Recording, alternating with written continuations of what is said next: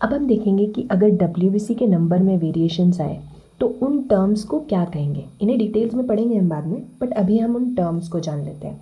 WBC की count कितनी होनी चाहिए थी? 4000 से लेके 11,000। जितने भी टाइप से डब्ल्यूबीसी के उन्हें मिला के इतना काउंट है। अब इससे अगर काउंट बढ़ जाता है तो उसको हम कहते हैं ल्यूकोसाइटोसिस। डब्ल्यूबीसी को ल्यूकोसाइट्स भी कहते हैं। तो जब इनका काउंट बढ़ जाता है तो उस टर्म को क्या कहेंगे हम? ल्यूकोसाइटोसिस।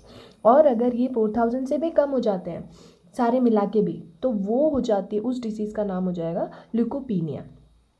अब यहाँ पर अगर डब्ल्यूबीसी का काउंट 1 मिलियन हिट कर दे तो वो उस टाइम पे वो डिसीज़ का नाम क्या हो जाएगा? ल्यूकेमिया, जिसे हम कहते हैं ब्लड कैंसर। अब ल्यूकोसाइटोसिस भी, अब डब्ल्यूबीसी तो इतने सारे टाइप्स के होते हैं, तो इन ल्यूकोसाइटोसिस यानी ये पूरे डब्ल्यूबीसी का अगर ओवरऑल उनका काउंट कम हो गया है तो उसको ल्यूकोसाइटोसिस कहेंगे। पर अगर स्पेसिफिक किसी डब्ल्यूबीसी का काउंट अगर कम हुआ है तो उसका नाम अलग हो जाएगा। तो जैसे अगर न्यूट्रोफिल्स अगर कम ज़्यादा हो गए तो उसको बोलेंगे न्यूट्रोफिलिया। यूसिनोफिल्स अगर ज़्यादा है तो यूसिनोफिलिया। वैसे ही बेसोफिल्स ज़्यादा हो तो बेसोफिलिया। अब ये तीनों क्या हैं? ये हैं ग्रैनुलोसाइट्स। तो अगर इन तीनों का काउंट बढ़ा हुआ है तो उसको कहेंगे ग्रैनुलोसाइटोसिस। फिर मोनोसाइटोसिस, अगर मोनोसाइट्स बढ़ गए हों, और लिम्फोसाइटोसिस, अगर दोनों लिम्फोसाइट्स यानी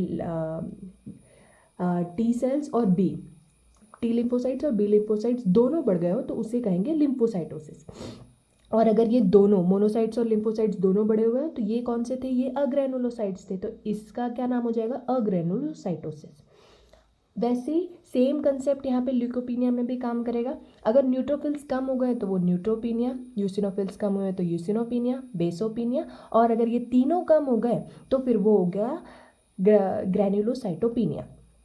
वैसे ही अगर मोनोसाइटोपिनिया यानी मोनोसाइट्स कम हो गए, लिम्फोसाइटोपिनिया यानी लिम्फोसाइट्स कम हो गए, और अगर ये दोनों कम हो गए तो ये हो जाएगा अग्रैनुलोसाइटोपिनिया।